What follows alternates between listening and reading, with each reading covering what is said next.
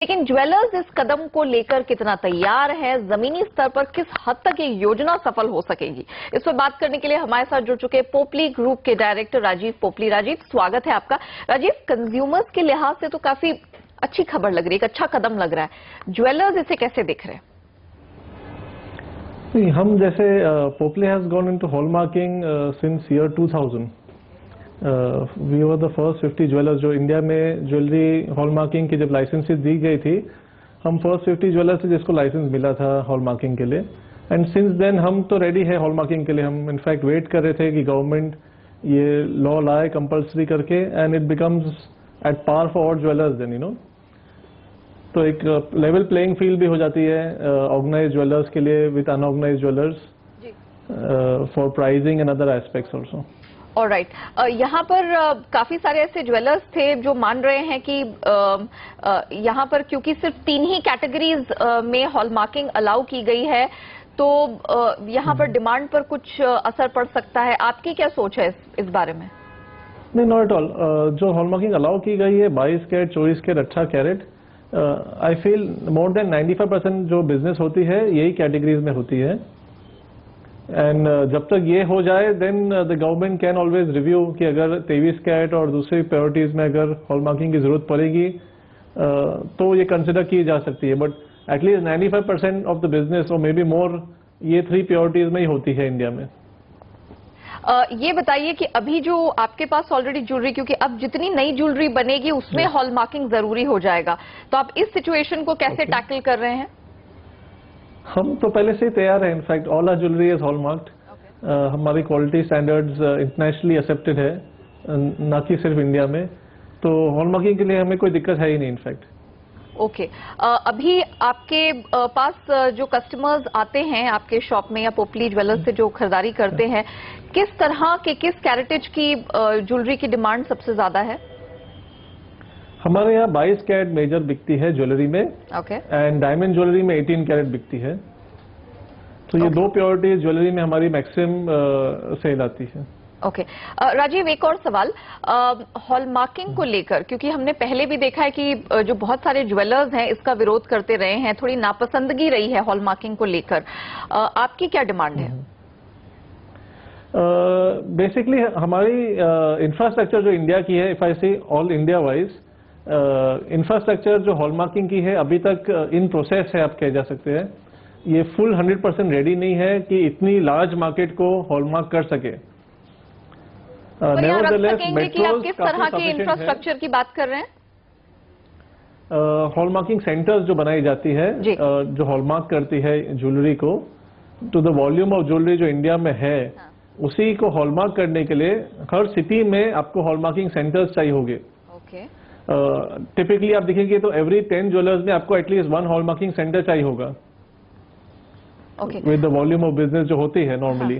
तो उतनी तो अपनी कैपेसिटी इंडिया में अभी तक बनी नहीं है।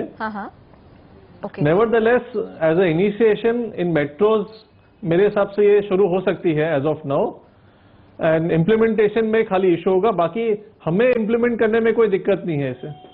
लेकिन फिर आप कैसे संभालेंगे जब आप कह रहे हैं कि हॉलमार्किंग के इंफ्रास्ट्रक्चर यहाँ पर जो BIS एक्रेडिटेड हॉलमार्किंग सेंटर्स है वो काफी कम है, विज़ावी उसके सामने जो जितनी ज्वेलरी होती है, जितनी क्वांटिटी होती है, वो उसको पूरी तरह से केटर नहीं कर पा रहे, आप कैसे मैनेज कर रहे हैं? और अब हमारे टाइप्स पहले से, आप 22 कैरेट की ज्वेलरी हमारी टाइप जो ये सेंटर्स के साथ पहले से है, तो आप उसे कैसे हैंडल करेंगे? यस, हमारे टाइप जो पहले से ये सेंटर्स के साथ है, तो हमारी प्रायोरिटी बेसिस पे हॉलमार्किंग तो बिना कुछ कहे हो जाती है।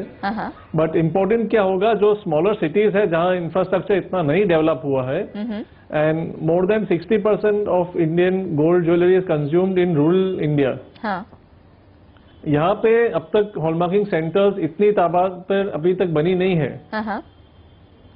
और जैसे हम आगे चल के देखते हैं, जब सीजन टाइम होगा, when production is higher, of course demand भी ज्यादा होती है, वो कोप अप करने के लिए अब तक इंफ्रास्ट्रक्चर हमारे हिसाब से अभी तक बनी नहीं है।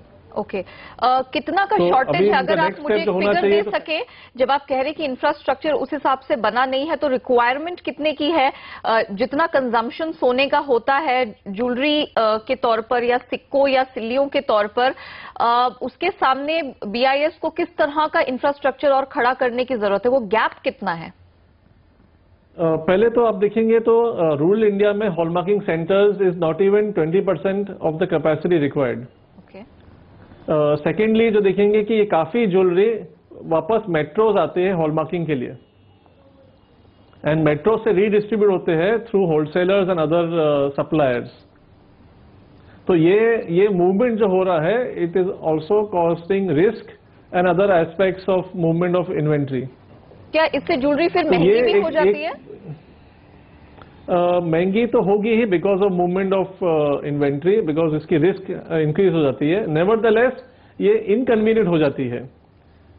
तो इस वजह से काफी होलसेलर्स और रिटेलर्स अवॉइड करते हैं हॉलमार्किंग करने को, because this adds to the risk and adds to logistic issues. Okay Rajiv, ये एक दिक्कत है जो कन्वीनियंस के लिए देखी जानी चाहिए अभी। ऑलराइट राजीव, बहुत शुक्रिया समय निकालकर हमारे साथ जुड़ने के लिए और हॉलमार्किंग से जुड़े सारे इश्यूज पर बात करने के लिए। तो जैसा कि पोपली ग्रुप के डायरेक्टर राजीव पोपली बता रहे थे कि हॉलमार्किंग को लेकर जो ये कदम है वो एक तरह से वेलकम है, लेकिन प्रॉब्लम है इंफ्रास्ट्रक्चर को लेकर।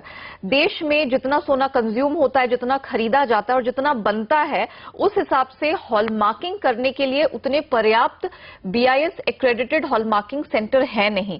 जो ताजा आंकड़े हैं उसके मुताबिक 400 से भी कम बीआईएस एक्रेडिटेड हॉलमार्किंग सेंटर्स है जो पूरे देश में है। और जैसा कि राजीव ने बताया कि जो रूरल एरियाज हैं, जो ग्रामीण इलाके हैं जहां पर सबसे ज्यादा खरीदारी होती है सोने की ज्वेलरी, वहां पर 20% से भी कम है। इसी वजह से जब उनको शहर लाया जाता है हॉलमार्किंग के लिए, तब वहां पर रिस्क भी बढ़ जाता है और कॉस्टिंग बढ़ जाती है। इसी वजह से हॉलमार्किंग को लेकर ज्वेलर्स में काफी दिक्कतें रही हैं। तो इंफ्रास्ट्रक्चर अभी भी हॉलमार्किंग को लेकर एक बड़ा इशू है। इसी नोट पर हम रुकते एक छोटे से ब्रेक के लिए।